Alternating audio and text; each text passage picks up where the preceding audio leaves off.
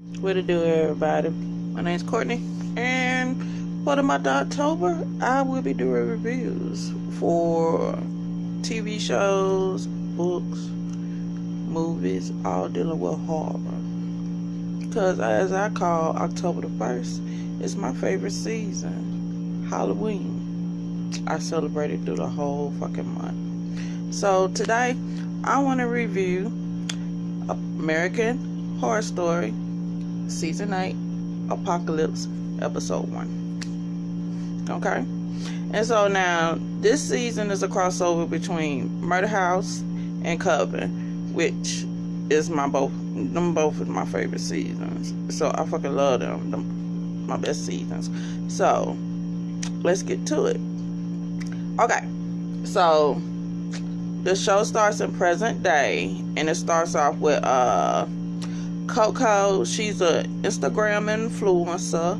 Galliant, which is her hairdresser, and Mallory, which is her assistant that she treats like dog shit. I don't know how Mallory puts up with her. So Coco's in the salon getting her hair did or whatever. I don't see nothing different, but she gets a alert on her phone. Basically everybody does, and she sees her father had called and basically told her, listen, we screwed, the world finna end, baby girl, you gonna have to get that jet where I paid all that money for and haul the fuck ass, bitch. Me, your mama, and your brother, we ain't gonna make it. They dropping bombs over Baghdad everywhere and all that stuff. You know, the world is fucked. So she looking, she don't know what the fuck going on. She's just like, what? And at this time, you know, Gallion in the back, and he looking, he also texting. He trying to get in contact with his grandma. So basically they look outside, motherfuckers are goddamn running, it's chaos and all that stuff. There is no order when destruction is on the way. So they hit Mallory and Coco. They go and jump in a motherfucking SUV, haul ass. Coco is on the phone with her baby dad and her boyfriend, fiance Bryce, trying to get in contact with him, trying to tell him, listen, nigga, you need to get the fuck out. You need to run. We gotta make it to the airport. The world's finna end. She said, I can't live my life without you. I need you here with me. And all that stuff. So he's trying his best to get there. We go to Gallion. Gallion, he runs to his grandma's house, and his grandma is played by the motherfucking legend, Joan Collins. I'm sorry, every time I see her, that's Alexis and everything, and she still look motherfucking good. She hold up well. Now, Gallion, he comes from a rich family too. The way she was saying that his grandfather was like CEO of MGM or some shit. She a Hollywood starlet and all that stuff. So he telling her, listen, grandma, Nana, we gotta get the fuck. And so she's like, well, let me call Trump. And Gallion like, no, fuck Trump. We got to go. And so, I'm sorry, I'm looking. The show is playing while I'm trying to make sure I don't miss nothing. But anyway, so, now I lost the train of thought. Okay, so they make it to the goddamn airport where the jet is waiting. Now, homegirl's chauffeur is a ride-or-die motherfucker. I'm sorry, I'd have got on that plane just with them. But he basically doing needs to be done, trying to keep the workers from going on the plane, because they are coming. And they trying to jack their goddamn jet and all that stuff. Cause I think that's the only one might be working. And so while Gallion and his grandma pulled up, now Coco got four tickets and all that stuff. 4 tickets gonna be for her, Mallory, supposed to be Bryce, but it's Gallion and his grandma. The Bryce don't make it, and so she know Bryce ain't gonna make it. So Coco calls Bryce and said, listen, you remember something happened, you know, we said we're gonna break up and be no hard feelings, you know, terminate our motherfucking relationship contract. And he's like, bitch, you bet the fuck not, bitch, you bet the fuck not, you bet the fuck not. She's like, I'm sorry. She said, but you know, you free to see other people though, nigga. And he like, bitch, don't you lay me inside of Monica. I'm like, that's down bad, but bro, you wasn't gonna make it. Hell, you would have got there and everything and all been the fuck. So she haul ass in the goddamn motherfucking airplane. The chauffeur, he holds out to the end, but they kill his motherfucking ass. The airport workers. And so they all on the plane, it's up in the air and all that stuff. There's notice that the plane is kind of quiet. There's no other people on the plane, no stewardess or whatever. And so Mallory gets up. I think Coco was talking about we need to see who on here, where we going, and all that stuff. Mallory goes to the front of the plane where the pilot's supposed to be, and guess what? There's no pilots. That motherfucking jet is self-operated. And I guess the destination is already motherfucking in this computer, whatever. It's for it to go where it needs to go. So it shows, okay, so you hear a loud boom and the plane rock, and they come to find out the world has ended. They look out the window, see nothing but this big old plume of smoke, fire, destruction, and hellfire. You know what I'm saying? Los Angeles is gone. Everybody is gone. So the next part is this. We go 45 minutes before the bomb drop, and we see this boy named Timothy. He's with his mama and his baby brother, and he's graduated from high school. He's trying to see is he gonna get in that school that he want to get in, UCLA, my nigga. And so he supposed to wait for 3 o'clock. That's when the email supposed to show up. Come to find out, guess what? He got accepted. So they motherfucking happy. They jig and they happy for him and all that stuff. And then the alarms go off again.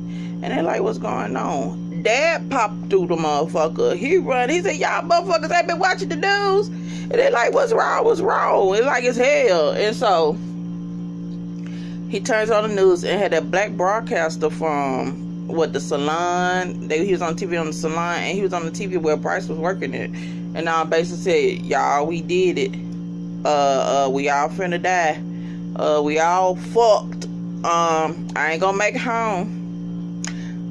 I just want to tell my kids, daddy loves you, and all that stuff. And so they're like, what's going on, and all that stuff. And in walks the men in black. The men in black. Yes, homegirl with that butch cut and all that stuff. She was cute.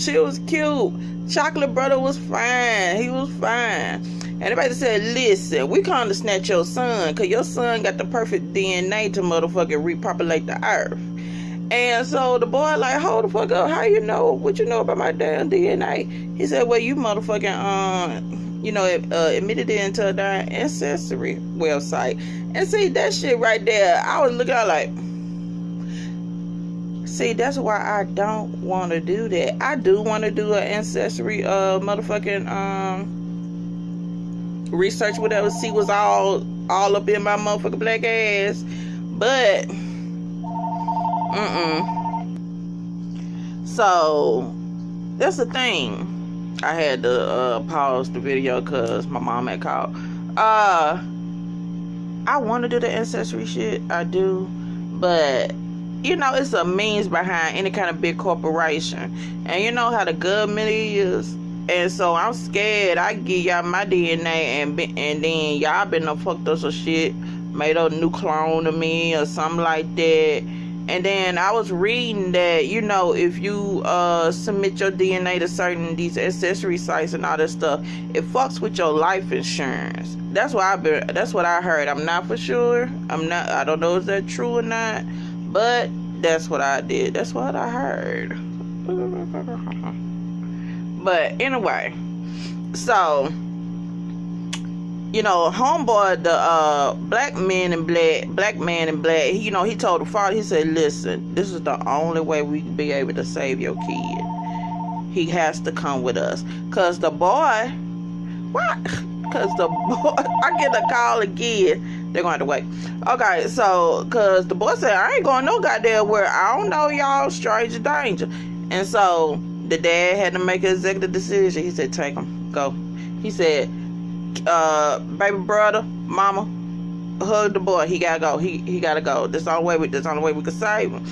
And so the mama, she distraught, which is understandable. And she like, well, what's the baby boy name? It wasn't take the baby. We'll take baby with him.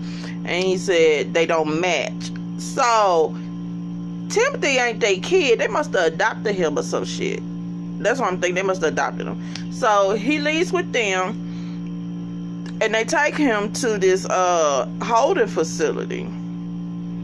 And homeboy said, you can't do this, you know, I got rights. And bruh man was like, no you don't. And let's be clear, do we really have rights, y'all? I don't think so. But still, so they push him in there and they say, you'll be safe. And so he goes in there, and the way it's built, it's like cages, big cages stacked on top of each other. And so he goes in there, and here comes Emily, pretty girl and all this stuff. And I'm trying to see where I've seen her before. It looked like I've seen her before on some other show. And so she's there, and she tells them, now I'm Emily and yada yada and all that stuff. And they said, you know, where you, how they snatch your ass. Got interrupted again. Okay, so the people in black, the cooperative, they call themselves the cooperative. There's this secret organization and all this stuff. Basically got her from jail because she was protesting at a college. She's a rebel. She an activist. She woke. I don't know what cause she was protesting for, but she woke. And so he tells her, well, they must have got your DNA from the doctor and all that stuff like that. And so while they there and everything, here come that loud ass boom. The world shatters. And they know the bomb done hit. Poor Timothy, he's destroyed. His whole family gone. Everybody gone. And so 2 weeks later, I guess when all the dust has settled or some shit, Emily and Timothy is in this back of this van, and they say you going to this outpost and all this stuff, and it says you were chosen, and it's one of the few places around this world that basically where you could be protected or safe.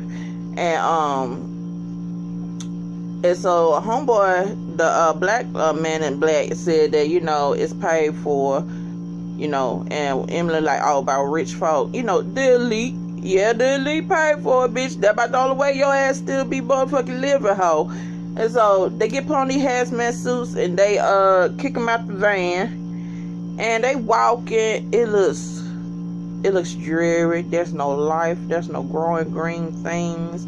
Can't even see the sky due to all that motherfucking mist.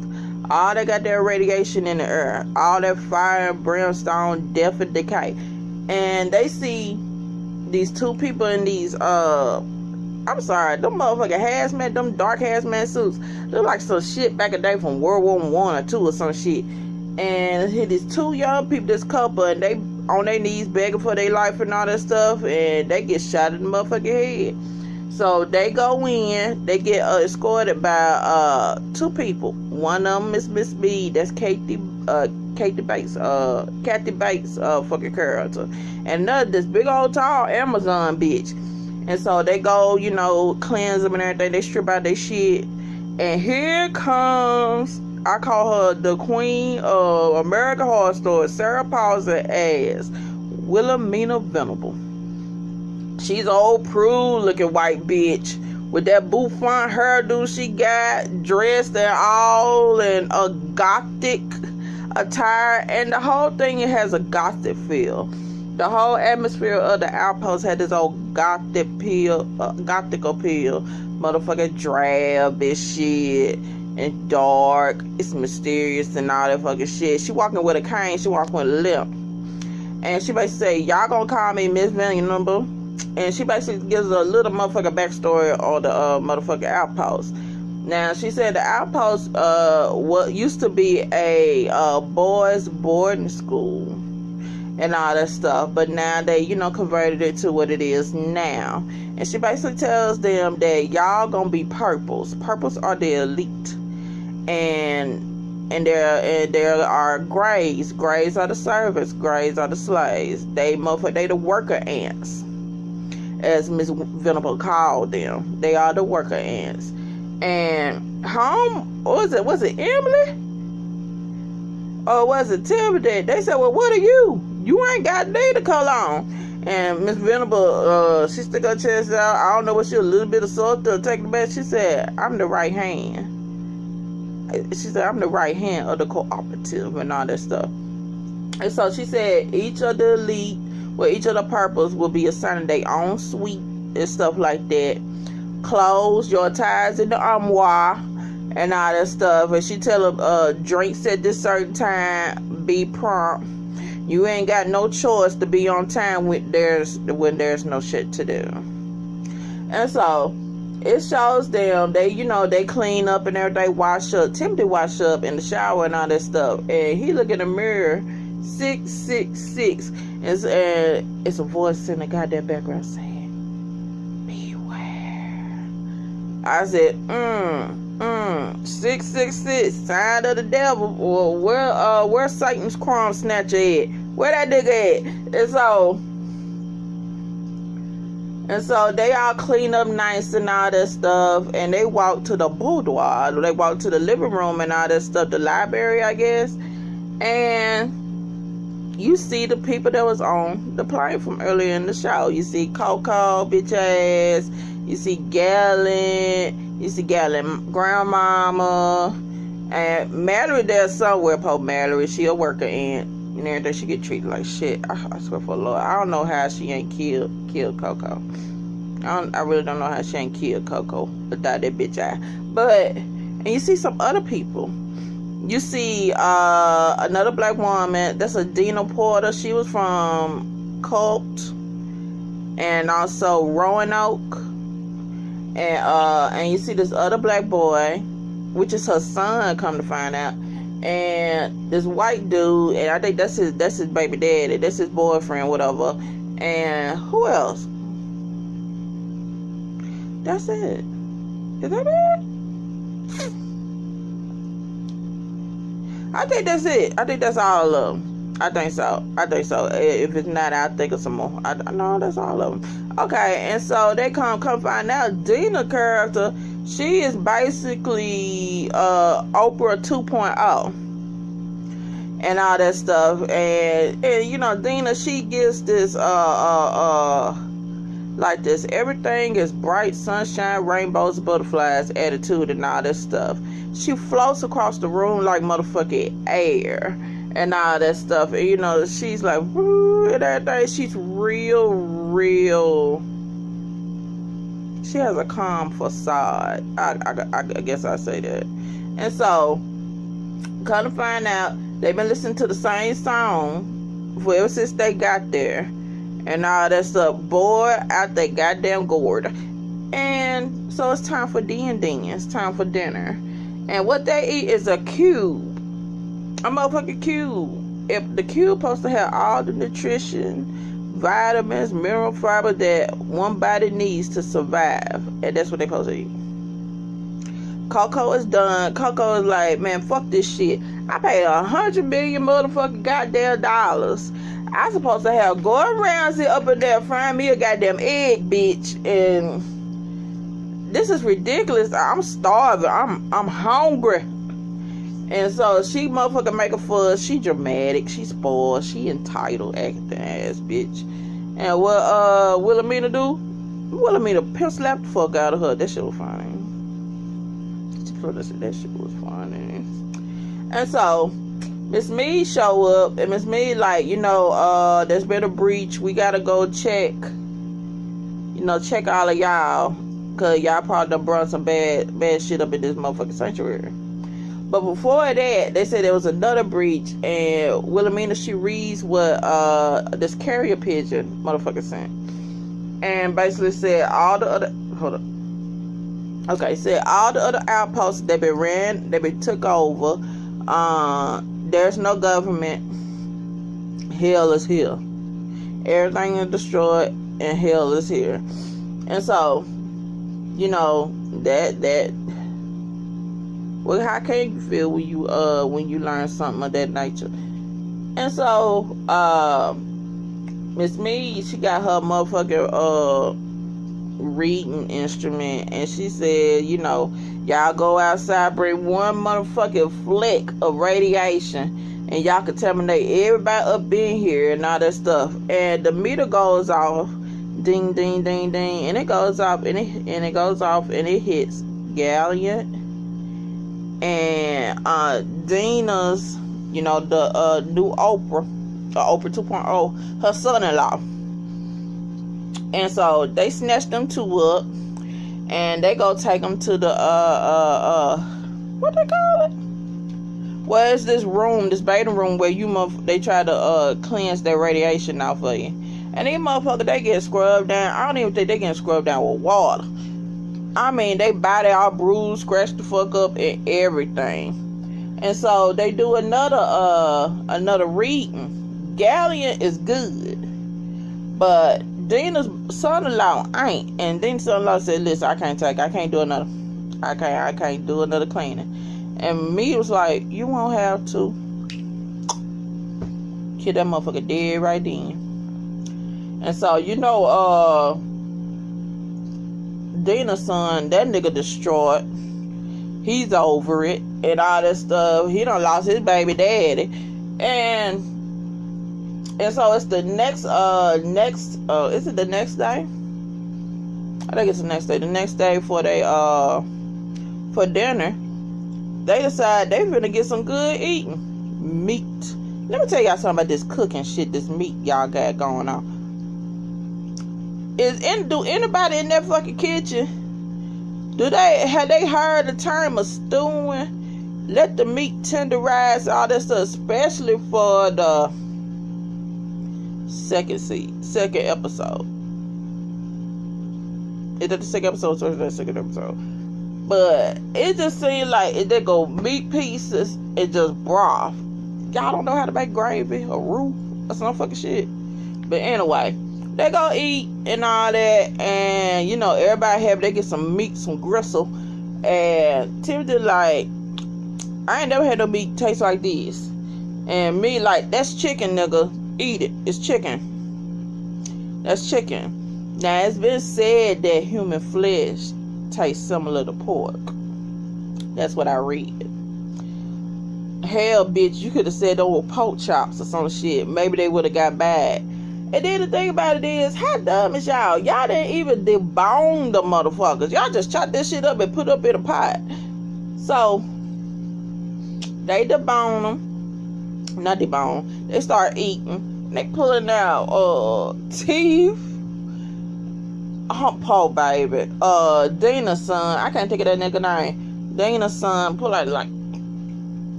this is like a finger. What kind of bone is this? Like a finger bone. He put two and two together. The stew is stew. Bro, when he hollered that, I was rolling. Them niggas been eating. They at pole stew. And Coco bitch ass called Mary. It said, "Mary, come put your finger down my throat." I said, "Ho, choke, bitch, choke."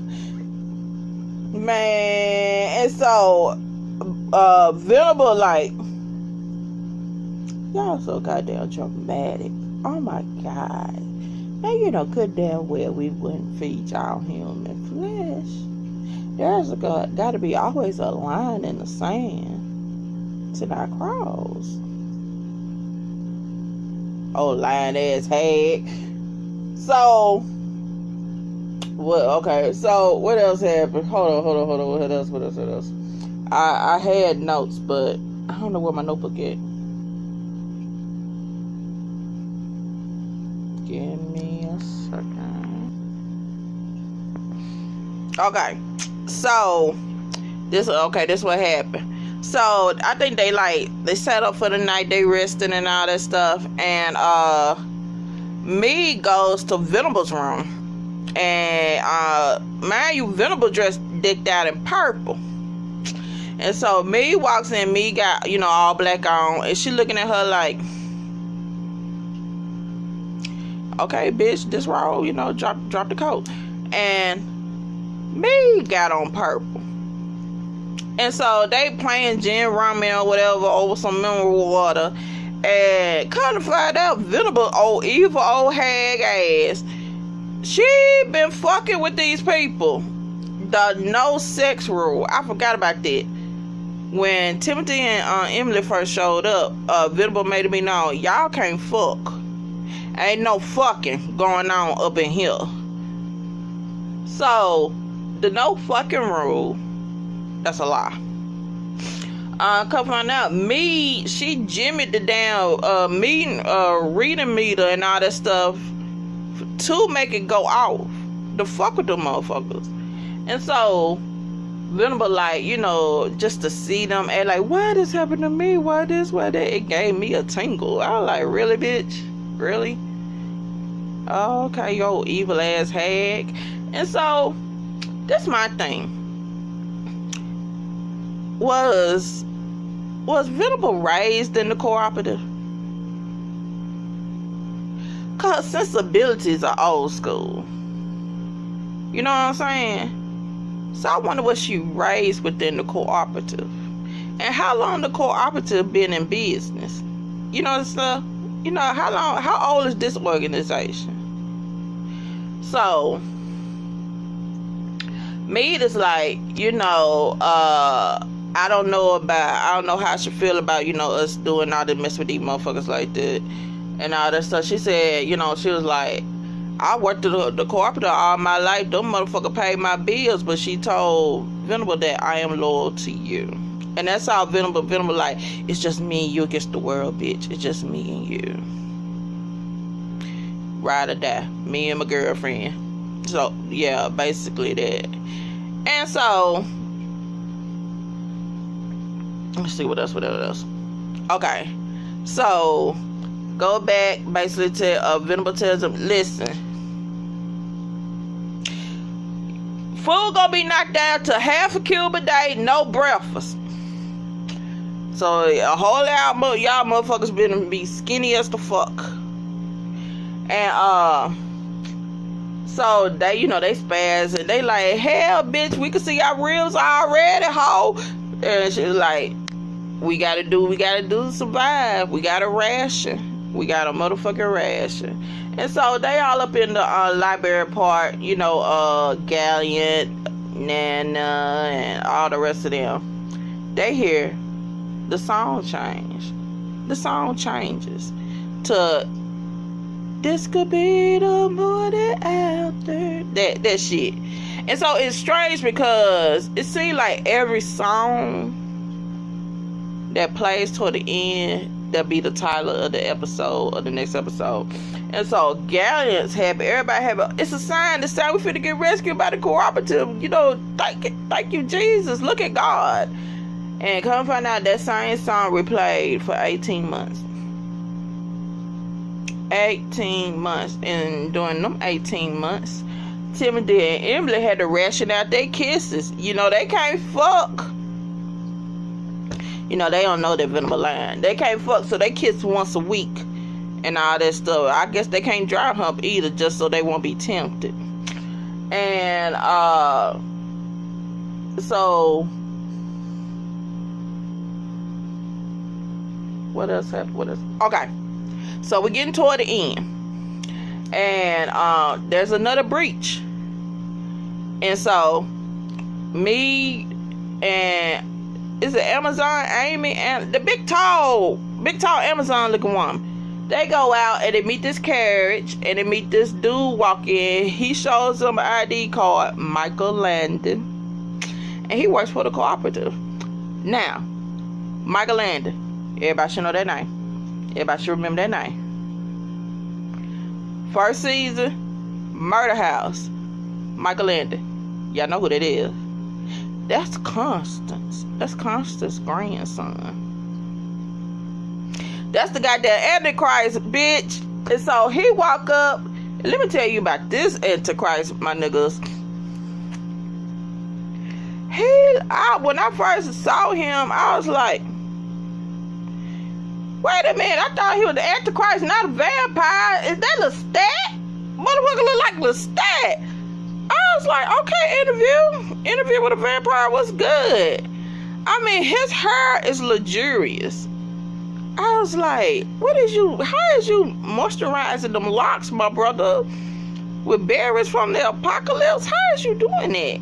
And the dude that playing Michael Landon, he is gorgeous. He's a cutie. He is cute. And he's a shady motherfucker. That's a shade queen right there. That motherfucker walking down. And she said, you know, she introduced herself. But said, I'm Wilhelmina. I run this outpost. And he like, really? I'm quite sure you do. I like, child. And he basically telling her that, listen, all the other outposts, they've been overrun and all that stuff, people dying, massacres and all that stuff. I'm here to let you know there's a new sanctuary where everything is stocked up for the next 10 years. And she said, so we all going, you taking us? He said, not quite. I'm here to do an interview. I could take all of you, or I could take none of you. And I'm trying to figure out, that's how it ends. And all that stuff, well, yeah, it ends on him. And that's it. That's it. I hope I wasn't rambling too much and all that stuff. This video gonna be kind of long. I'm recording from my phone and all that shit like that.